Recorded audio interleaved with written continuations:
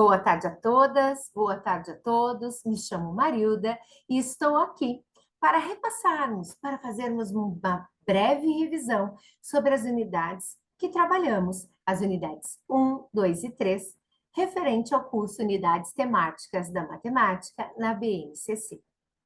Iniciamos lá a nossa primeira unidade, que tinha como título, né, os paradigmas da matemática. A importância de rompermos com esses paradigmas, essa ruptura do sistema cartesiano que a matemática tem, de que não somos, que não é para nós, né? Que não somos capazes de fazer uma matemática, de saber que ela não é aberta a todos, mas sim a um nicho de pessoas, o que não é verdade. Né? Nós precisamos desenvolver nos nossos alunos, né?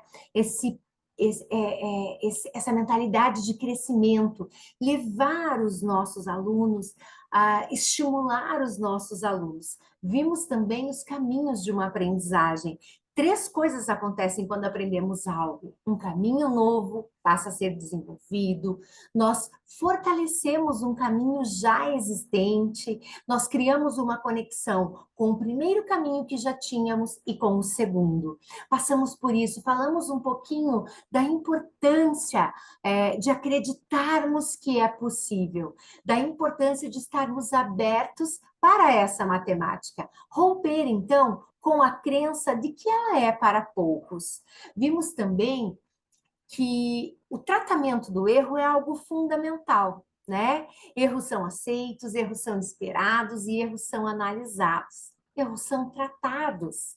A importância de oportunizar aos nossos alunos uma conversa sobre o erro, como construir um significado, como construir um conceito a partir de uma tentativa que muitas vezes não foi a correta. Né? Também precisamos de uma matemática equitativa. A matemática é para todos. Mas o que é essa matemática equitativa? Existem algumas pessoas que elas precisam saber, elas precisam compreender, elas aprendem de uma forma um pouquinho diferente da outra. Ela tem uma vivência diferente da outra. Essas diferenças, essas diferentes, né, essas experiências diferentes nos colocam em níveis diferentes uns dos outros. Estamos numa sala de aula onde os alunos são heterogêneos. Então, cabe a nós, enquanto professores, oportunizarmos uma matemática equitativa. Essa matemática dar a cada um o que ele precisa. Saber desenvolver atividades matemáticas que proporcionem a compreensão. Essas atividades, desculpe, elas precisam ser abertas, elas precisam ser visuais. Por quê? Porque cada um aprende de um jeito. Então, passamos por isso, isso nos deu um início de unidade, onde nós conversamos bastante, analisamos algumas situações, trouxemos alguns exemplos de como pensamos diferentes. Em seguida, nós avançamos para o sistema de numeração decimal, né? Esse sistema que é fundamental para a compreensão das operações básicas. Seu entendimento, ele se dá desde a educação infantil, desde o início da educação infantil, até ali a segunda metade dos anos iniciais, né? Como propiciar aos nossos alunos se apropriar de conceitos como valor posicional, como a contagem, né? Como foi a construção dessa potência, dessa contagem base 10, né? Então, como se deu essa construção? Passamos também, vimos também as diferentes formas que os alunos e os tempos diferentes que cada aluno vai construindo. O que é esse contar, né? O que é esse contar é fazer essa correspondência um a um. Trouxemos também nesse momento a importância do uso da reta numérica, como trazer essa reta numérica para dentro da sala de aula. Em seguida, nós falamos sobre as operações, sobre as 4 operações. Iniciamos falando sobre as estruturas, estruturas envolvendo problemas aditivos e subtrativos. Vimos ali que a estrutura, ela nos apoia na hora da construção dessas situações, problemas, né? Dividimos as estruturas em 3 partes, né? A parte inicial, depois a ideia de separar, o resultado e como acontece quando nos falta cada um desses elementos. Depois de analisar as estruturas dos problemas aditivos e subtrativos, nós passamos para a subtração. E percebemos que subtrair é retirar, mas também é a diferença ou a distância entre 2 pontos. Vimos diferentes estratégias de subtrair. Mostrei a vocês 5 delas, usando 10 como amigo, decompondo em parcelas favoráveis, adicionando ao invés de subtrair, operando em ambos os lados e, claro, usando o algoritmo. Nós trouxemos essas estratégias diferentes, por quê?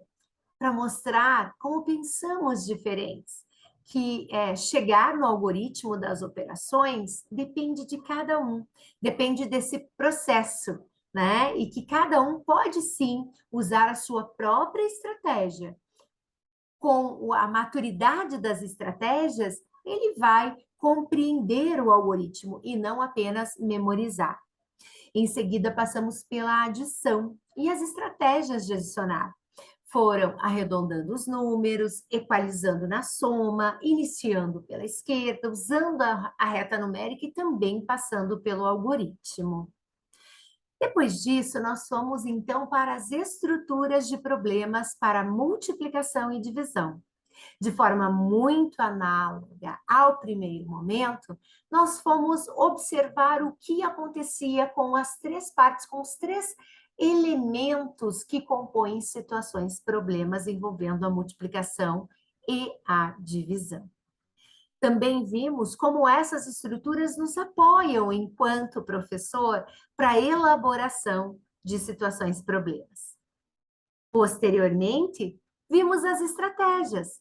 Quais são as estratégias que nos apoiam na hora de resolver uma multiplicação, né? Então, as ideias básicas da multiplicação: adição em parcelas iguais, a organização retangular, o raciocínio combinatório e o raciocínio proporcional.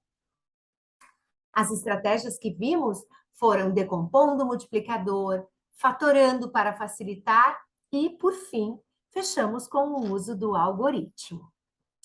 A divisão, né? A divisão que muitas vezes ela acaba sendo entre as operações básicas, aquela que deixa os alunos um pouco mais desconfortável para resolver. Vimos a necessidade também de ampliar para novas estratégias, né?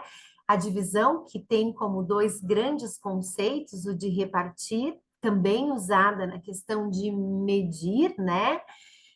Passamos e logo em seguida nós fomos aí para as estratégias, que era multiplicando ao invés de dividir, trabalhando com as partes, usando a proporção e passamos pelo nosso algoritmo. Para finalizar essa unidade, nós fomos então falar das situações problemas, né? Quais são essas situações problemas? E aqui está, aqui no final do nosso mapa mental, né? Um pouquinho sobre essa resolução de problemas, né? Trouxe 4 grandes destaques: saber ir em busca de soluções, saber questionar, resolver usando diferentes estratégias e analisar as situações encontradas. Como esses elementos são fundamentais na resolução de problemas, né? Vimos também que uma boa situação-problema, ela precisa ser aberta. O que era uma situação aberta? Onde ela admitia diversos caminhos para a resolução. Ela precisa ser visual, onde eu possa me apoiar em esquemas, desenhos, diagramas que possam facilitar aquela pessoa que se ancora na estratégia visual. Ela precisa ser democrática, incorporar diferentes habilidades. Ela precisa ser desafiadora, não impossível, mas desafiadora. Os alunos precisam se sentir motivados para resolver essas situações, problemas, né? E qual o papel do professor diante dessas resoluções? Qual o antes, qual o durante e qual o depois, né? O que o professor faz? Muito importante. Fechamos com essa reflexão, né? O antes ele prepara. Quais são as boas perguntas que eu vou fazer durante a resolução? Como eu vou trabalhar com os resultados que eles vão chegar? O durante, eu vou observando os meus alunos a resolverem. Eu vou perguntando, eu vou mediando essa resolução. E o depois, então eu vou fazer a condução e a reflexão de toda essa etapa, né? Como foi importante. Essa foi a nossa primeira unidade, né? Nossa conversa agora passou pela primeira unidade do nosso curso. Vamos à segunda unidade? Então vamos lá. A nossa segunda unidade, ela trouxe as frações, um assunto que merece muita atenção da nossa parte enquanto educador, né? Nós trouxemos o conceito de repartir. O conceito de repartir sendo a primeira ideia que precisamos desenvolver junto aos nossos alunos. Também trabalhamos um pouquinho sobre a unidade fracionária, a sua nomenclatura, que uma unidade fracionária pode ser uma parte do todo, ela pode ser um objeto, ela pode ser uma coleção. Lembram disso? Passamos então pelas partes fracionárias. Vimos que quanto mais partes fracionárias forem usadas para formar um todo, menores essas partes serão. Após passarmos pelas partes fracionárias, nós então entramos no conceito de frações, falamos um pouquinho sobre frações equivalentes, que são frações que representam a mesma quantidade, né? Passamos também para a comparação de frações, como comparar frações com o mesmo denominador, como representar essas frações por meio de desenho, né? Em seguida, logo em seguida, nós fizemos um paralelo entre as frações decimais, né, e os números decimais. Mostramos a possibilidade do uso das frações decimais, né, por meio desse sistema de numeração decimais. Fizemos essa conexão entre os dois sistemas, né? Lembrando que os números decimais são uma nova forma de representarmos os números fracionários, né? Então, cabe aqui, enquanto docentes, um tempo para que a gente possa levar os alunos a conectar, a fazer a relação entre os dois conceitos, né? O trabalho na base 10 e como isso pode contribuir para a construção dos décimos, dos centésimos e dos milésimos, né? Em seguida, nós passamos para o pensamento algébrico. Enquanto professor, o que precisamos trabalhar de álgebra nos anos iniciais? Lembram? Sim, nós vimos que nós precisamos apoiar no desenvolvimento da álgebra quando trabalhamos com os nossos alunos sequências repetitivas, sequências recursivas, relações de equivalência, proporcionalidade. Então, são por meio desses três quesitos é que nós trabalhamos a álgebra nos anos iniciais, né? Falamos um pouquinho sobre as sequências de figuras. O que são sequências? Na matemática, uma sequência de figura é aquela que apresenta uma lista ordenada de elementos. Essa ordenação, ela é obtida em função dos números naturais. Os elementos, né, dessa sequência são denominadas termos. Como os elementos são ordenados? Primeiro termo, segundo termo, né? E assim sucessivamente. E as nossas sequências também podem ser classificadas de duas formas. Elas podem ser recursivas e podem ser repetitivas, né? Vimos também, logo em seguida, a importância dessa relação de equivalência, né? Do sinal de igualdade. A igualdade significa equivalência. É importante, nesse momento, proporcionar aos alunos atividades que levem a compreender que essa igualdade implica em uma relação de correspondência, né? De equilíbrio. Por isso, equivalência. E fechamos, então, falando da relação de proporcionalidade, a noção intuitiva da variação proporcional, que ela se manifesta quando ensinamos a multiplicação usando esse raciocínio de correspondência, estimulando a mente do aluno para uma relação entre as grandezas, né?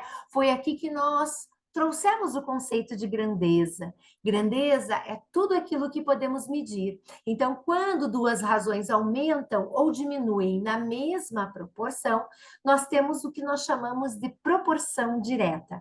Uma razão é uma comparação multiplicativa entre quantidades, entre medidas.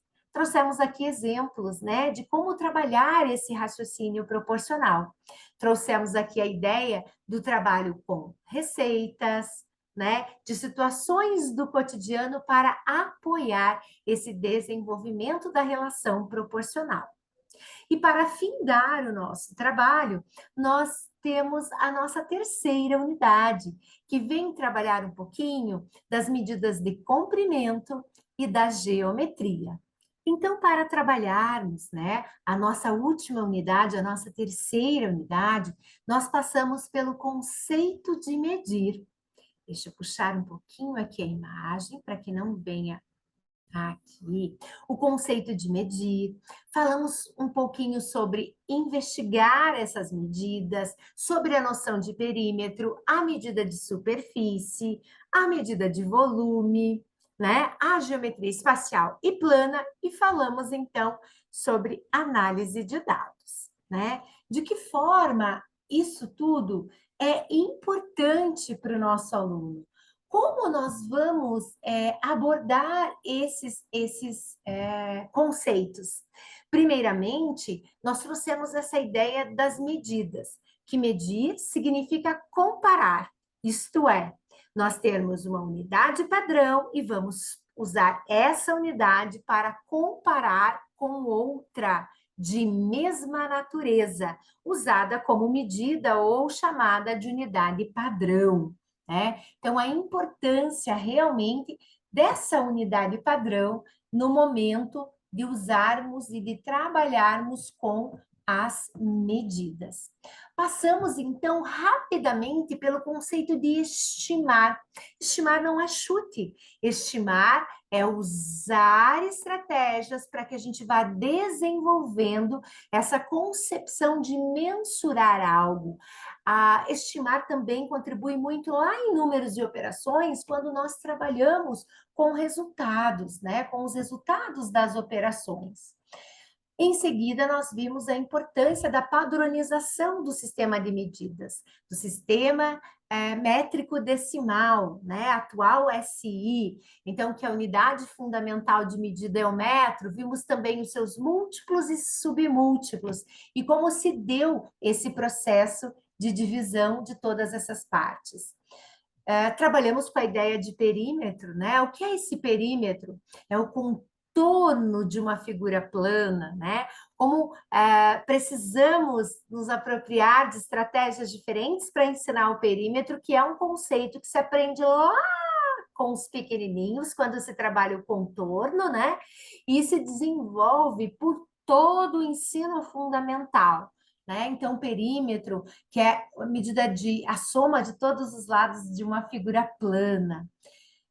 Logo em seguida, a gente passou a conversar sobre as áreas, né? A área é uma superfície, é comparar polígonos, comparar as superfícies, né? Pegar uma superfície padrão, tomada como unidade padrão, e observar quantas vezes essa unidade padrão, então, cabe dentro de uma determinada superfície, né? Ver a diferença de comprimento unidimensional para a superfície, para a área, né? Que já é uma medida bidimensional. Em seguida, falamos de volume, diferença de volume e de capacidade, né? O termo capacidade geralmente usado para medir a capacidade, né? Quanto o recipiente pode conter. Já o termo volume, né? Ele acaba medindo o tamanho, né? O espaço ocupado por aquele objeto. Então, falamos um pouquinho sobre volume e como também termos uma unidade padrão de medida e, a partir dela, determinarmos o volume dos nossos sólidos, das nossas figuras tridimensionais. O volume, então, 3 dimensões. Terminamos com as medidas, né? De comprimento, área e volume, nós passamos para a geometria. Geometria, que significa ciência para medir a Terra, que surgiu da necessidade do homem resolver problemas, né? Como a delimitação de terrenos, as plantações, né? Para separar as plantações, a construção de monumentos, né? Então, inspirados na natureza. E com o apoio da geometria, os povos da antiguidade criaram notáveis construções, muitos objetos. Até uma curiosidade, trago aqui rapidamente, é o grafismo indígena, que passa pela geometria. Os índios observam a natureza e usam a geometria para representar as suas pinturas, né? Então, é algo muito próximo do nosso dia a dia. Fizemos uma experiência para definir, para separar, para classificar, para usarmos critérios para separar os sólidos geométricos, né, em poliedros e em corpos redondos. Vimos que o grupo dos poliedros são formados pelos prismas e pelas pirâmides, e que os corpos redondos possuem três objetos, 3 sólidos: o cone, o cilindro e a esfera. Vimos que os corpos redondos possuem pelo menos uma superfície arredondada. Ela rolava na nossa experiência. Já os poliedros eram formados apenas por superfícies planas, né? Vimos que os poliedros e os sólidos e os corpos redondos, eles tinham elementos importantes, que eram as faces, as arestas e os vértices. Faces são polígonos que formam o poliedro, né? As arestas são os encontros das faces e os vértices, o encontro das arestas. Então, sistematizamos esses conceitos, sistematizamos também as diferenças entre os prismas e as pirâmides. Em seguida, nós passamos para a geometria da arte, trouxemos ali um movimento que era o Op Art para trabalhar um pouquinho do espaço para o plano, das figuras tridimensionais para as figuras bidimensionais. Então, o que é ser bidimensional? O que é ser tridimensional? E chegamos que as figuras bidimensionais possuem apenas 2 dimensões, né? E dentre elas tem um grupo muito especial na matemática, que são os polígonos. Vimos as características que uma figura precisa ter para que ela seja um polígono, né? Então, um polígono é formado apenas por superfícies planas, linhas fechadas, não são vazados e não possuem linhas curvas, né? Então, nós definimos com vocês as características que uma figura precisa ter. Quais são os elementos desse polígono, né? Vértice, lado, ângulo. Então, vimos também em desenho esses elementos. E para fechar a nossa terceira unidade, nós analisamos alguns conceitos de probabilidade. Passamos pelas palavras-chave: possível, impossível, certeza, possibilidade e chance. Vimos um exemplo para cada uma dessas situações.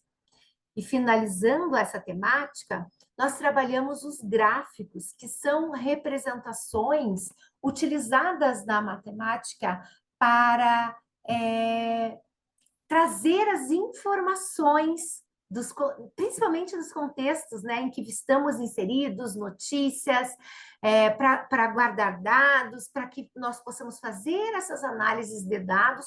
Os gráficos, eles são um aporte nesse momento, né?